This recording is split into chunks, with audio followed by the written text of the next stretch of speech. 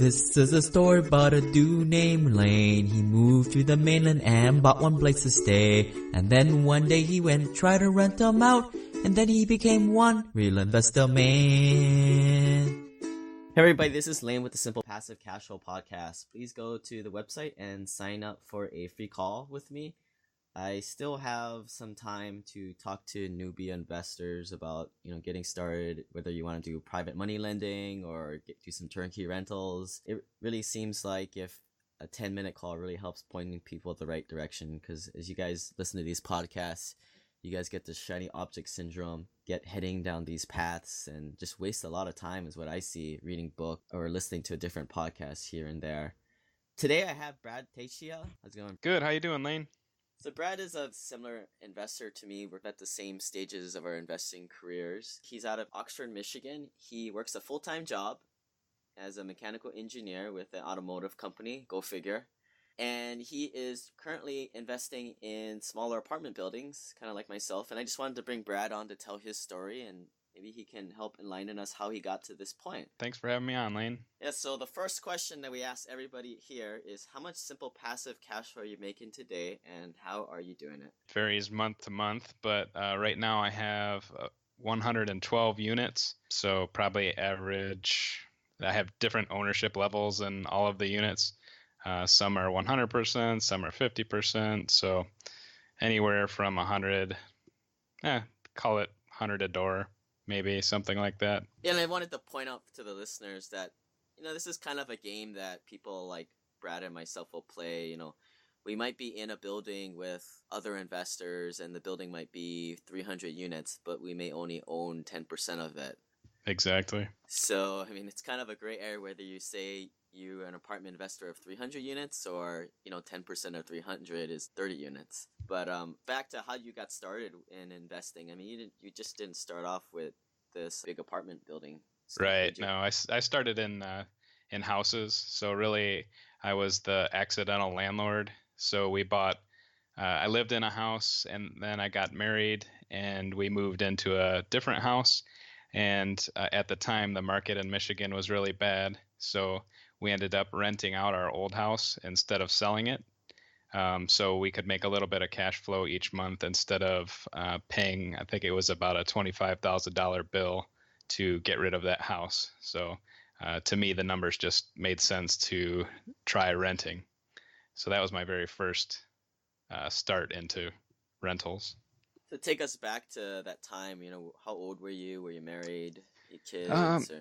So I was 30 years old, had just got married, didn't have any kids yet, but we were trying to buy a house in an area that would be good for a family that we knew we would be starting soon. So that forced us to move, and then we had to do something with our old house, and renting it out made the most sense. So I help a lot of people get turnkey rentals or do something in real estate, and a lot of them say, they talk to people like us, and we're so convinced that this works because it does work. But it seems like you and I, we kind of fell into, we're both accidental landlords. What would you say to a newbie person who, they're looking at these rental properties online and just are unsure about pulling the trigger? I think doing one house is a great way to get your start into the industry, and you can gain some confidence, learn how things are supposed to work, how you find tenants, what works as a rental, what doesn't. Once you get one going, you can really gain some momentum and see that it's not as hard as it appears. Yeah, and I always tell people once they get that first one, their personal finance habits change. Everything kind of goes to getting that next down payment for that next home. Yeah, totally agree. It's a snowball effect that once you get going, it really does become easier the next one and the next one. Brad, this is Han Solo moment question. So if you're not familiar, Han Solo and his buddy Chewbacca from Star Wars were cruising the galaxy as low-life smugglers, but then their paths crossed with Luke and Leia and their life took a pivot point. Describe a time in your life where you had this Han Solo moment, which kind of brought you to today. Well, I would say that first rental is one. And then when I started into apartments, that would be my second one. So the houses got me on one good trajectory. And then once I started into apartments, it accelerated even more. So in my financial life, those are the two pivot points where I can see some growth going with the houses, and then it picks up even more with the apartments. So in every change or pivot point, there's usually some kind of resistance or a catalyst for change. What was the change to get that first single family home? I mean, you're a mechanical engineer. You're making pretty good money. What was, and you had a comfortable life, I'm sure. What was the thought process there? Initially, it was really just to how can we get that new house for my family? But as I started doing that and crunching numbers on the houses, um, I made maybe $100 a month on that first house. But then the second one, I saw that I could go out and buy a house for $72,000, rent it for $1,200, make about $500 a month. At that point I could see that there's something to this, and you can really make some good money doing it. At that point, was your wife always on board? At first she was a little bit nervous. I would say she was nervous more in the early years, but as I showed that it can be done and it's not really that difficult, she became more and more on board. Is she on board today, or is she kind of just trusts you and you do your thing? Well, she's all in as far as being on board, because at some point I'll be able to stay home and you know be a very part-time investor and have a lot more free time to spend with her and my kids. So now she's all in. I do most of the investing work. She definitely is fully supportive now. But she's not doing anything like pulling property management lists or calling brokers or doing those kinds of things. No, I do the heavy lifting in the investing, and she does the heavy lifting at home, raising the kids and keeping the house from falling apart. Yeah, I guess everybody has to work as a team. I see a lot of investing couples and they just really pick apart the room and they work as a tag team. But what's your thoughts on that? I think it doesn't need to work like that. Yeah, I totally agree. You work in your strengths, right? And I have a much bigger interest in real estate than she does. So I'm always reading about it, talking about it. She's much more interested in raising the family and keeping our family on track. Yeah, I'm sure you're interested in that too. I am for sure, but we have little kids that require a lot of time and effort. So, a lot of focus goes there from her and me. You got these single family homes. How many units did you have, and what was your passive cash flow number at that point when you made the pivot to multifamily? With the houses, I ended up stopping with houses at about five units. And at that point, I was making, I want to say, maybe 2,000 a month on those houses before I started into apartments. Yeah, and that's kind of the where I found myself a little while back ago, and I made the same decision as you to go after larger multifamilies. What was your thought process? Why did you just not keep on getting 10, 15, 20 single family homes? It just takes too long with houses. When you can close on an apartment building and acquire 10 or 50 or 100 units, it doesn't take that much more time to acquire that apartment building. It's more money, yes, but the amount of time and effort, from one house, it's not that much more work to get 10 or 100 apartment units. I know the listeners out there being like, well, shoot, I'm just going to do what Brad did and cut the corner. What Yeah. is your opinion? Do you need to do single family homes? Is it a prerequisite to do large multifamily? I mean, some of the gurus say you can go straight to it. I think you could. I think the right person probably could if they had the right mentor, the right people around them. I still think single family homes are a good way to go, to learn how to rent, how to be a landlord, how to pick out a property management company, however your approach is to it. But depends on the person, how their risk tolerance, their dedication to jumping in. So I think that's really a person to person question, but I think it can be done going straight to apartments. From what I see, people are pretty bad about this self-awareness thing, seeing what they're good at and taking good self-assessment of what they can do. And that's why I think, getting on a call with me just for 10 minutes and just talking about things. And it seems like these blind spots are really things that hurt us. Yeah, definitely. We talk a lot about syndications on this podcast, and most of the time, these offers are only for those with an accredited status per the rules of the SEC. Now sponsoring the Simple Passive Cashflow podcast is the American Homeowner Preservation Fund, a crowdfunding solution to the mortgage crisis in America, empowering investors to fund the purchase of distressed mortgages. The AHP fund aims to keep people in their homes by investing in notes. It's an opportunity to earn returns while feeling good about making positive social impact. You can start investing with as little $100. You can learn more at investinahp.com, and if you want the free Burn Zone book, please send me an email at lane@simplepassivecashflow.com. So Brad, what's your worst life or business moment? What did you do after? What was the lesson learned? I would say my most difficult one was the downturn in 2008, 2009, watching a bunch of people lose their jobs.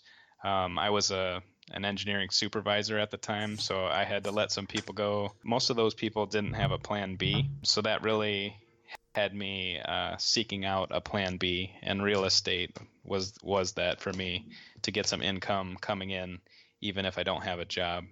That's one of those stories. A lot of people that I come across is that they have some kind of pain point that happens and they're like, screw this. Like, I need to start building passive streams of income. Exactly. It's like a common pain point that everybody comes across.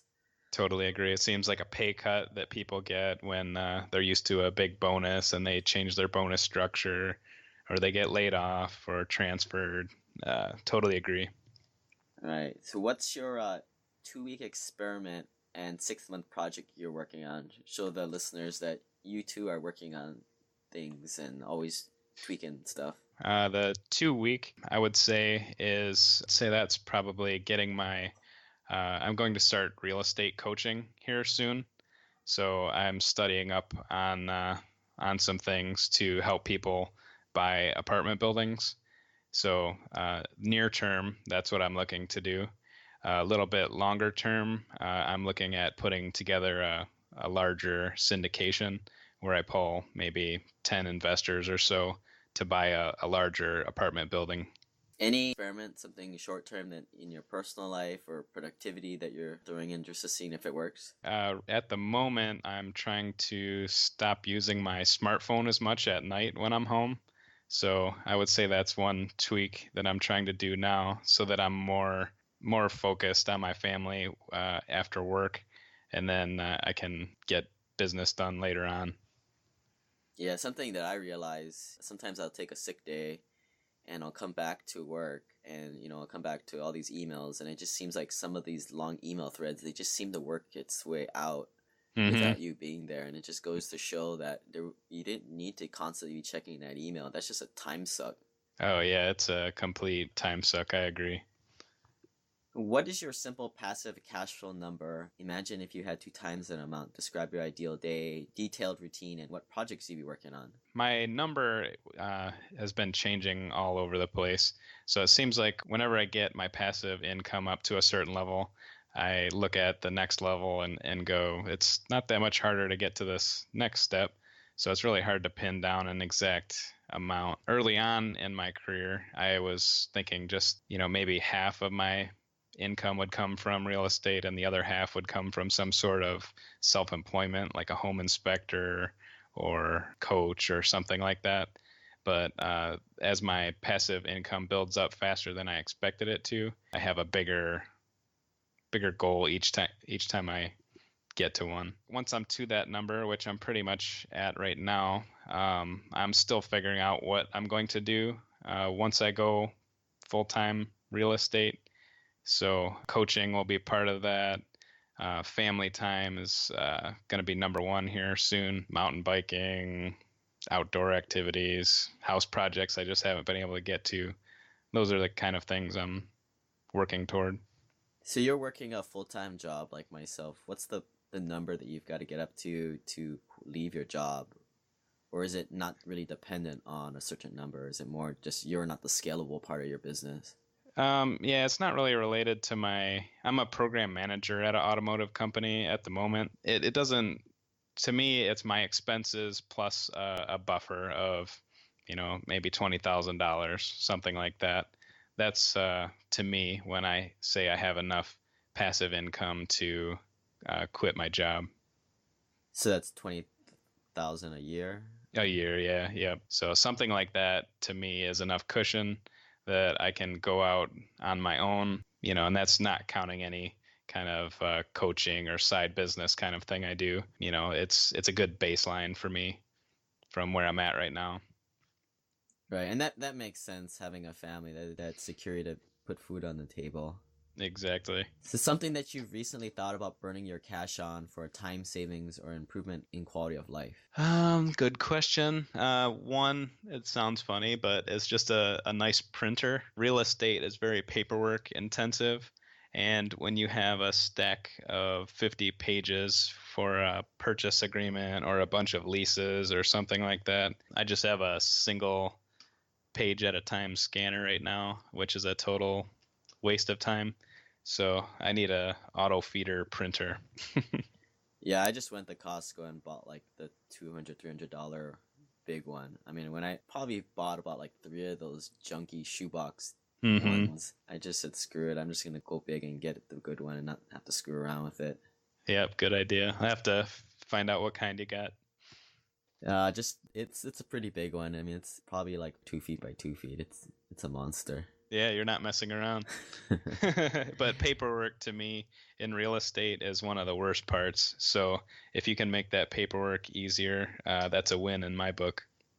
Are you using any kind of VAs at the moment, or any other ideas like that? No, because really I have property managers on all my apartments, and I'm down to 2 rental houses right now. So I don't really have a big need for VAs just yet. You mentioned that you're trying to sell those rentals. What was the thought process there? I mean, for me, I have this portfolio of rentals, but they're cash flowing pretty well, but I'm not really strapped for cash yet. I'm going to sell them when I need the cash. What was your thought process there? My thought process on those is that my last 4 apartment deals, I've made so much more money than I do in my single families. Because there's been a value add to those apartments that I've bought. So I can make way more money. And then these last 2 houses, I am managing myself. So I can outsource the management on the apartments and make more money, and it's more passive, and I make more money. So to me, that's the way to go. So in case your wife is listening, what is something that you want to burn your cash on? You mean fun things or investing things? More fun things. Okay. A new truck, an F-150. A Raptor? That would be nice, but I don't know if I'm that spendy. You don't happen to get an employee discount at that one, do you? A supplier discount, but not an employee. The Raptors are nice though, aren't they? Yeah, they're quite excessive. Yes, agree. But nice. But so cool. I've been trying to tell people like it's better to lease vehicles, but that Raptor, you just can't lease that thing, and it makes sense, right? Because you buy that thing, you're not gonna gingerly drive that around. Yeah, you're just gonna exactly. abuse that sucker. Yeah, they know it too, so makes sense. Something that you recently changed your mind on, because our ego often gets in the way of greatness, and I get closed-minded. What's something that you thought back recently that you've changed your mind on? I think using the property managers was a pretty big shift for me. My first 3 houses, I was doing the management myself, the maintenance. I was doing absolutely everything. To me, that was a really big shift to give up the day-to-day control of the real estate. But man, when I did that, I was able to grow so much faster. And really, if I'm honest with myself, they do a better job than I did. So it's their profession. They know what they're doing. And this is in Michigan. Yes. Near Yes. Detroit. All of my rentals are spread out in Michigan. I've got some in Lansing, some in the Metro Detroit suburbs, more down south of Detroit a ways, in a city called Monroe, all spread out in Michigan. Being boots in the ground, do you see that it's time for investors to go into Detroit, Michigan? It's a good market compared to what I've seen around the nation, but it's becoming harder and harder to find cash flowing rentals. So really depends on what you're comparing it to. So can you get cash flow here? Yes. Depends on what you're used to, and I wouldn't say it's as great of a bargain as it was a few years ago, where it was a slam dunk. You could get really, really good deals all over the place. But if you look hard here, you can still get some good deals. Yeah, I mean, part of it is that you're local. Right, right. So far, I've done everything that's right around an hour around from my house, or less.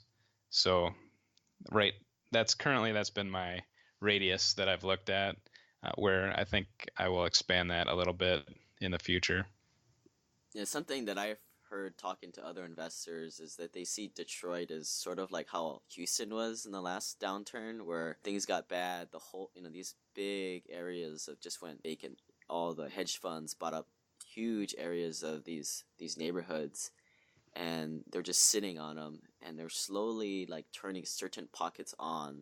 I mean, it just seems like random. Like this circle will be like very good, and then these areas will just be like totally blighted, and they're just strategically turning them on and pumping up values. So as a local investor, you have to know where those areas are and position yourself. Which, I mean, if you're not, it's almost impossible. Is that what you're seeing, or what's your take on that?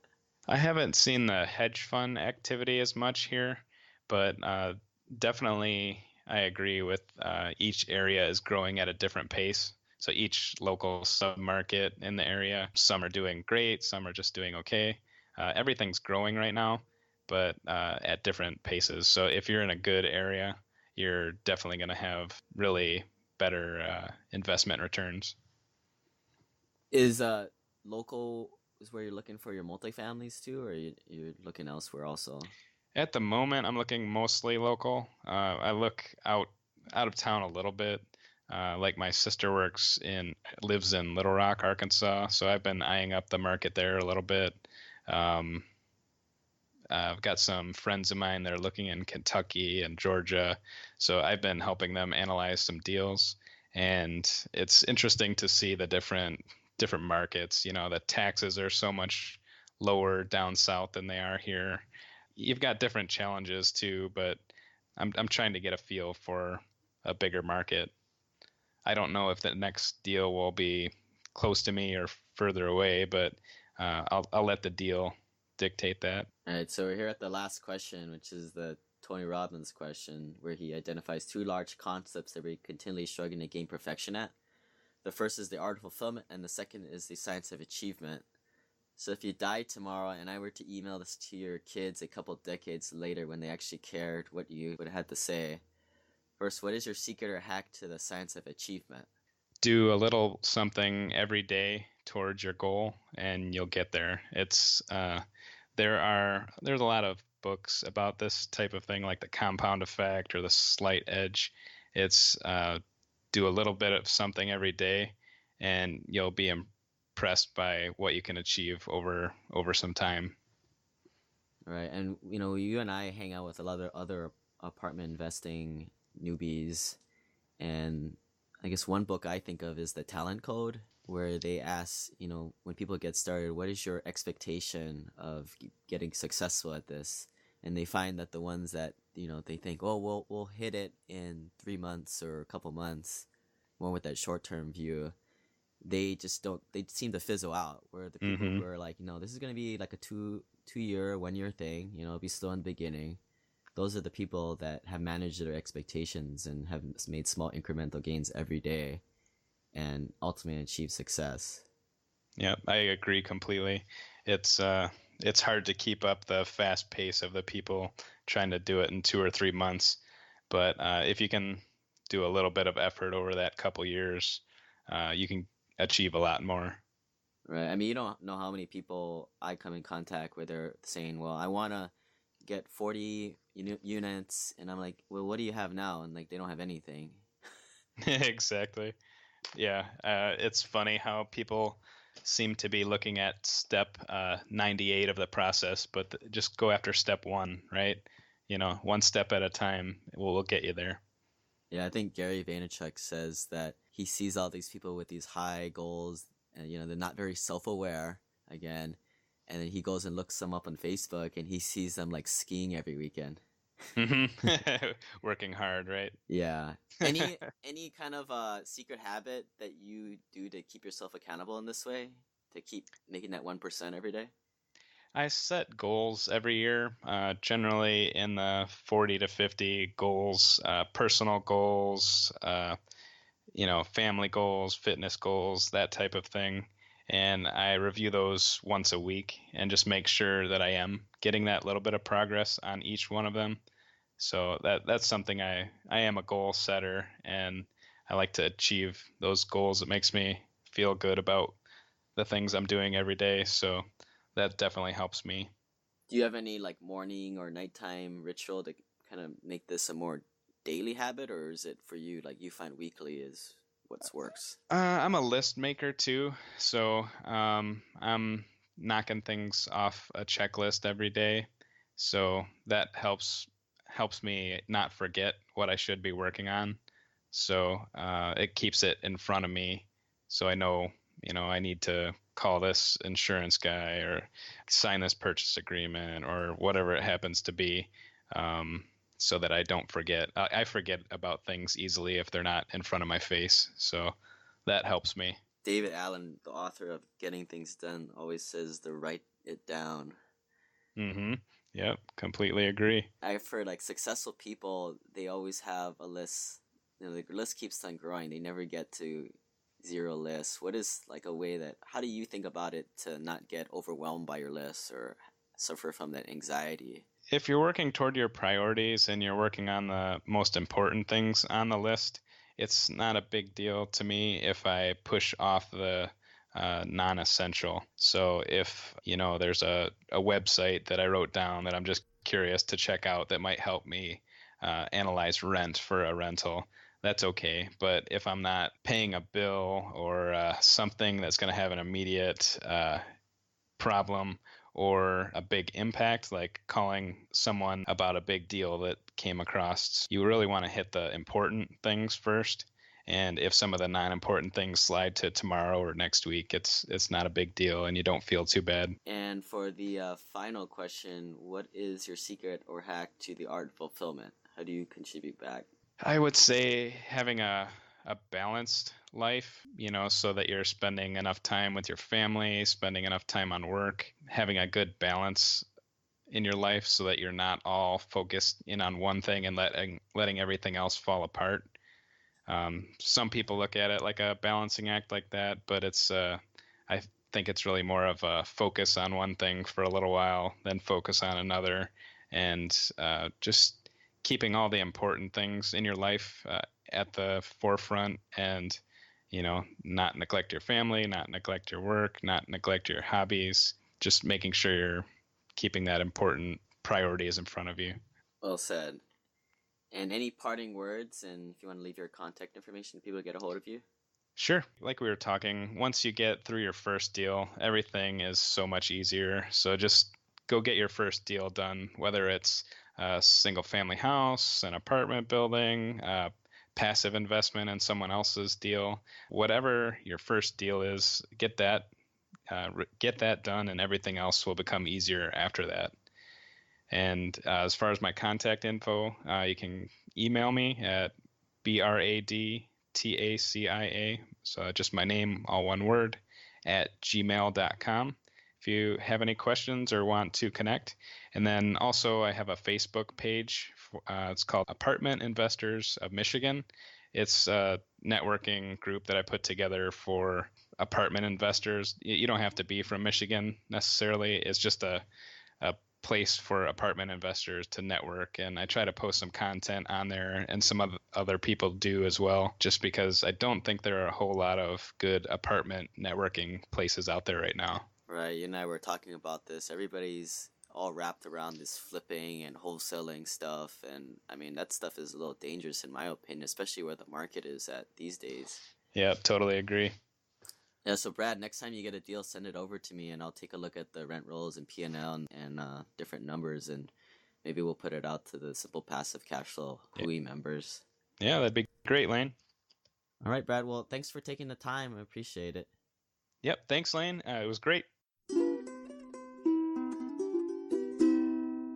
This website offers very general information concerning real estate for investment purposes. Every investor situation is unique. Always seek the services of licensed third-party appraisers and inspectors to verify the value and condition of any property you intend to purchase. Use the services of professional title and escrow companies and licensed tax, investment, and or legal advisor before relying on any information contained herein. Information is not guaranteed, as in every investment there is risk. The content found here is just my opinion, and things change, and I reserve the right to change my mind. Above all else, do your own analysis and think for yourself, because in the end, you are the only person who is going to look out for your best interests.